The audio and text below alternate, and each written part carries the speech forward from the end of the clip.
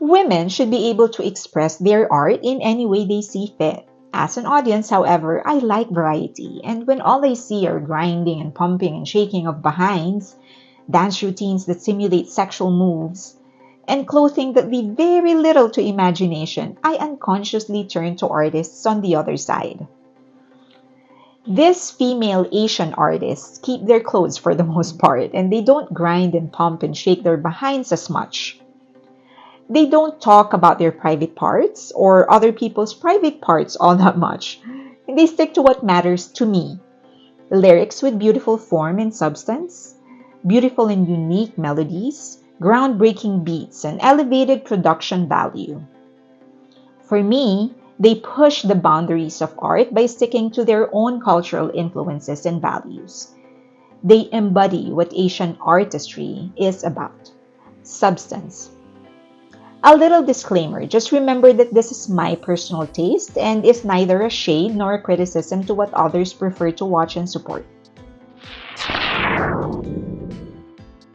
Sarah G from the Philippines. Like many Filipina singers, she started out as a belter. Filipinos love hearing those glass-shattering notes.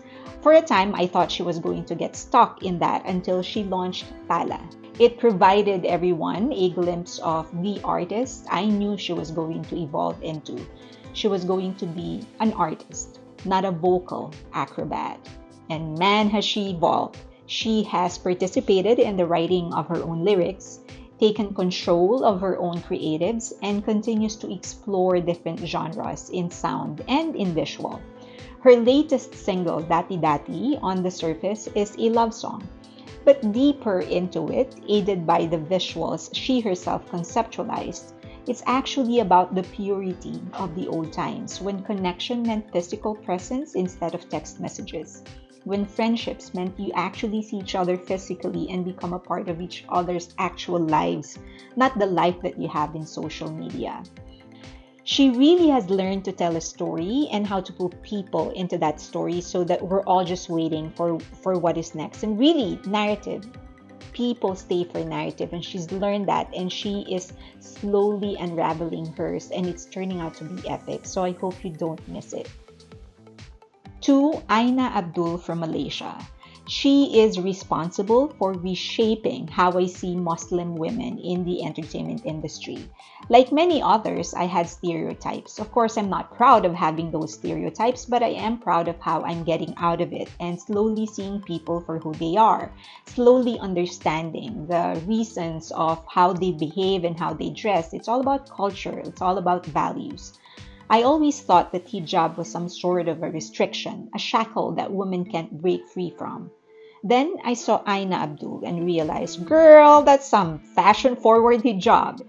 It was so beautiful, is still so beautiful, and has become a part of her expression, instead of a wall that keeps her separated from the rest of the world. More importantly, she has a voice that comes only once in a lifetime. Driver's license last week, just like we always talked about. I'm drowning in this silence, baby.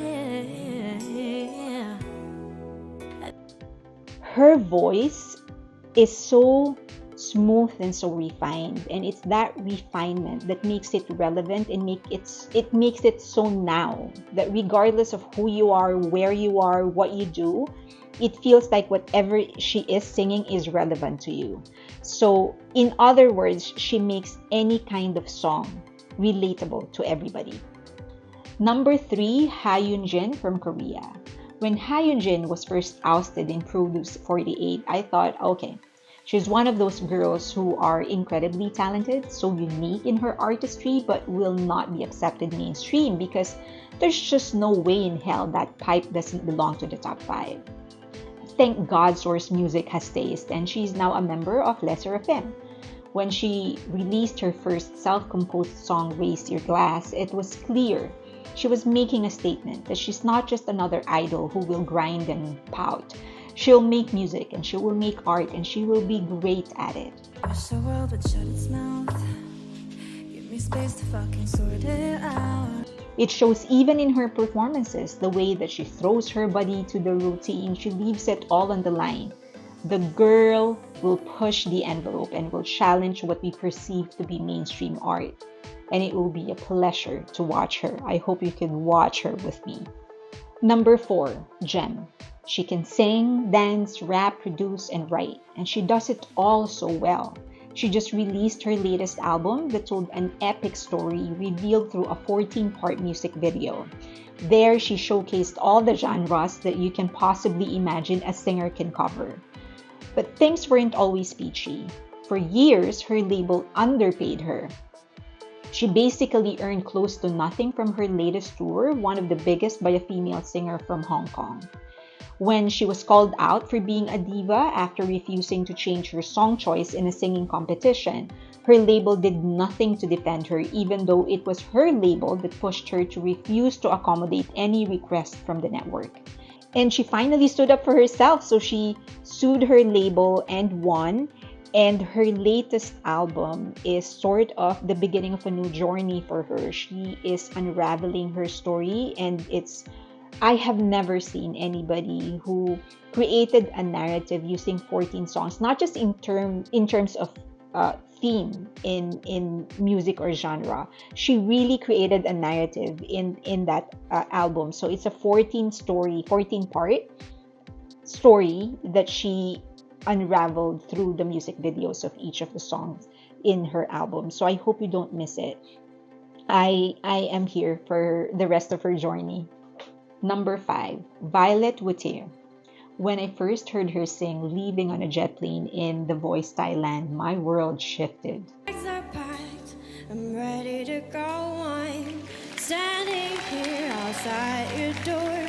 I hide away. And it was enough for Thailand to recognize this gem. In 2020, she finally released her first album, and it was worth the wait. She has a certain raw grit in her that makes her young sentiment relevant to even the older audience. She is spontaneous in her words as she is in her thoughts, but very, very refined in her delivery. One of her signature songs, Smoke is the title, is very trippy, but also very insightful, and it provides you a glimpse of the kind of thinker and kind of artist that she really is, because it provides a unique perspective on the different sides of an abusive love. Number 6, Utada Hikaru.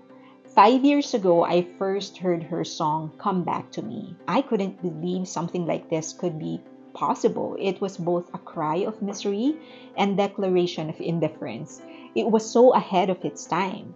But the thing was that it was written 7 years prior. Yes, she's ahead of her time. Utada Hikaru is that kind of an artist. She's just ahead of everyone else. By the time the trend catches up, she's on to the next one. And I guess that's why mainstream Western music finds it hard to like her. She leaves the mainstream behind. From ballad to rock to preppy, she has this uncanny habit. Maybe it's second nature, but she's always reinterpreting the genre, and she's always re-examining herself. So it always sounds rough no matter what she's singing. It feels as if she's the kind of person who's continuously struggling to figure out who she is and to figure out who she is in the world that she's living in. So yeah, so her sound always is rough and always very emotional. It's been a real pleasure watching her experiment with her sound, watching her experiment with her visuals, and I will definitely be here for the rest of her journey. Nikki from Indonesia. Nikki is a mix of Taylor Swift and Black Sabbath. I'm kidding. She's a mix of Taylor Swift and Dido. She has that pleasant youth feel in her, but you can feel the threat of existential crisis peeking its ugly head. She has a beautiful voice, young and melancholic. She would sound so good singing the angst of youth. Now, whether or not she will actually reach that depth, only time will tell, but I am willing to watch her. There are more, of course, but I did choose, I have to say, I chose the singers that I feel like will have more of a general appeal to the Western market. I realized that my audience is very diverse. There's a lot of Europeans, Australians. So I wanted to choose 7 that would sort of have an appeal for everybody, a more massive appeal. But I hope that these 7 artists will give you a glimpse of how prolific Asian artists are. So I will be putting links to their songs in the description box, the ones that I recommend. So please give them a listen, give them a chance. And if you have any comments, suggestions, violent reactions, leave them in the comment section below. And if you want to converse with me, get in touch with me, do so in the comment section, or you can get in touch with me in any of the social media links you see on your screen right now. And please don't forget to hit that like, subscribe, and notification bell. Thank you.